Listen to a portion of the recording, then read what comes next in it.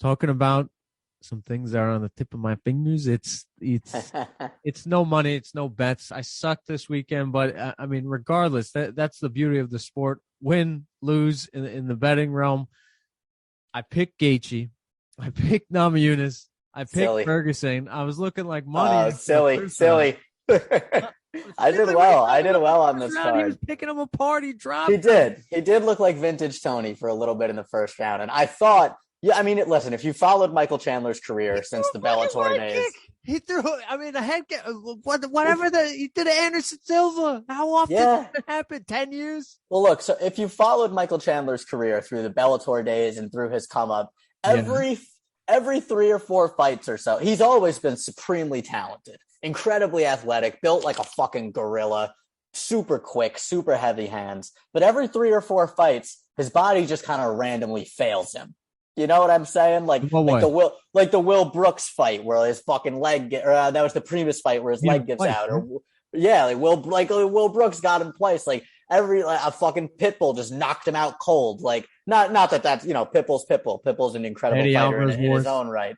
Yeah, war with Eddie, but every now and again Chandler's body seems to just fail him. So when he went down in that first round, I thought for a second like, oh man, he took a lot of damage in that Gaethje fight. Like this might just be the fight that we're due for his chin to just fail him, but nope, recovers, comes back and punts Tony Ferguson's head 60 fucking yards. Holy shit, dude. Yeah, that was one of the most violent knockouts I've ever seen in my life. 100%.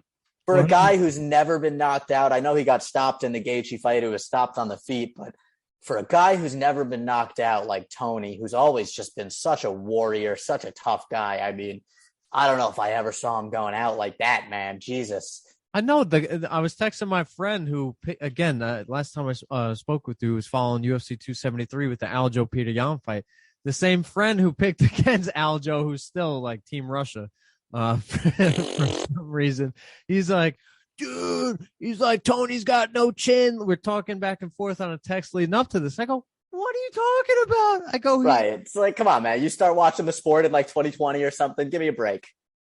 I'm pretty much. Yeah. I mean, dude, Tony's run was legendary. That run through lightweight up to those canceled Khabib fights, incredible, absolutely incredible. Like one of the best winning streaks we have ever seen in the sport. You can never take that away from the guy. It's criminal that he never got a true title shot, and the promotion did him very dirty and all of that. But I just hope he missed weight. That wasn't all missed weight at 209. No. But when he hurt his knee and all that shit, like you know what I mean. They definitely they didn't do him any favors to face Anthony Pettis about 6, and this is why we need to be in person so we can hear each other. This over the Zoom crap. We'll get it going eventually, but 6 months later, after blowing the freaking ligament off his bone due to an interview, incredible fight set. Guys, put some like fluorescent wires, first of all, around the TV studio. Can we figure that out? Tony was probably wearing his sunglasses. He denies that he was wearing his sunglasses inside, but I doubt that. But I remember that April Fool's 2018. That was a wild week, but he came back 6.5 months later after that. He took about a year off for this fight. I thought that was a great move by him leading up to clear his mind, especially the issues in his personal life, with the company and his business life. Maybe we could get to the Conor stuff, but I thought it was a great move to take a year off, clear his head. I thought it would be relaxed, smooth, especially in the interviews in the lead up. He said that he changed teams now, changed coaches. He's listening to himself now. He's going to flow, be that unique Tony that we heard. He wasn't himself in Charles Oliveira. It just seemed mentally wasn't there in the Beneil Dariush. Tony's always going to be one of those guys to me where there's always going to be a big what if attached to him where like, what if he worked with like a high level gym and a nutritionist and all of that shit. Eddie Bravo's pretty high level. No, of course.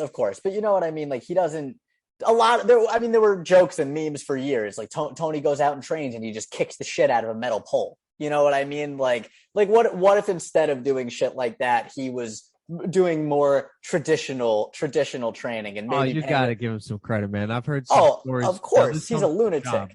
But you know what I mean? Like in Big Bear.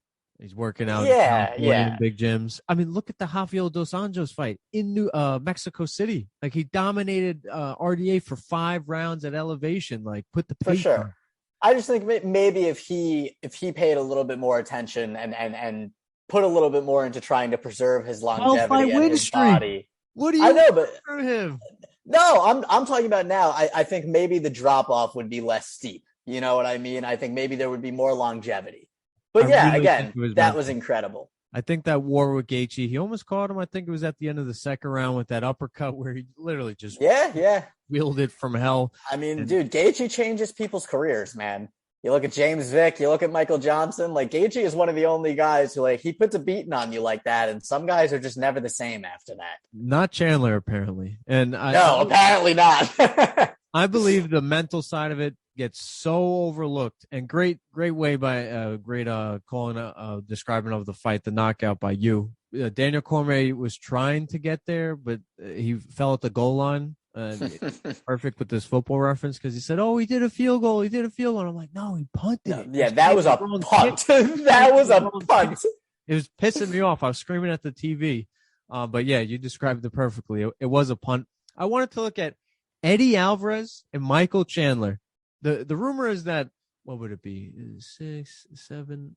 Yeah, he says that he got an 8-figure deal with one championship. He's hinted at $10 million.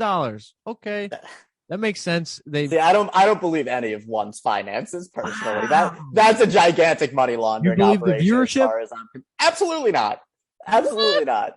So you believe everything made in China is just false? No. Don't put that on me. But I mean, like, I love One's product too. I think One might genuinely be my favorite promotion outside the UFC. The 4-ounce Muay Thai is fantastic. Their kickboxing product is fantastic. The submission grappling is awesome. I love having cards with all of that shit mixed in. It's a true combat sports promotion, and I greatly enjoy the product. But I do not believe a word that comes out of Chatri's mouth. Wow!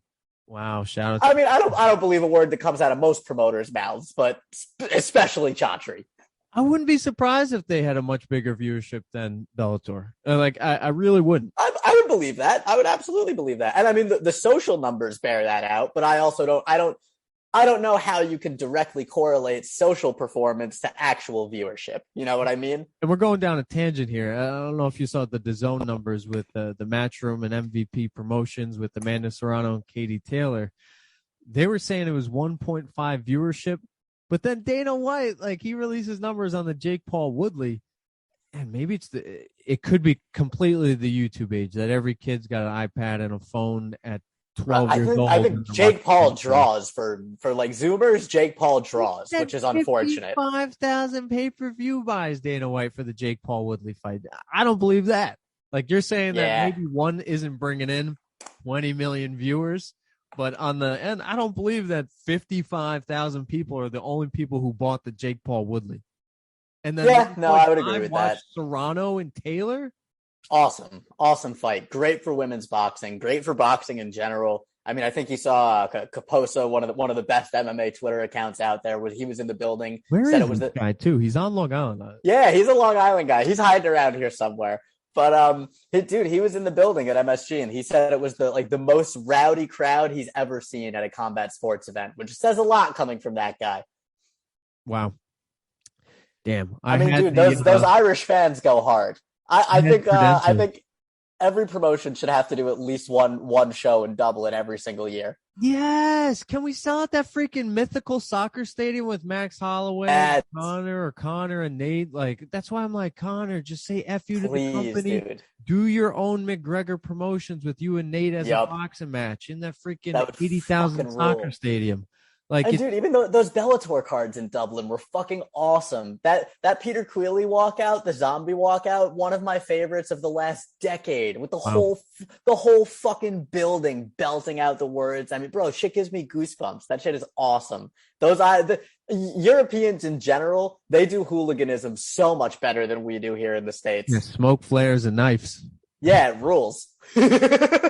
It fucking rules, dude. They have whole gangs dedicated to like soccer teams. It's fucking awesome. I know. What, you ever see the green screen hooligans? I don't believe I have. I think it's with Daniel Radcliffe. It surrounds this. Like it's the Oh, is that the one where he's a Nazi?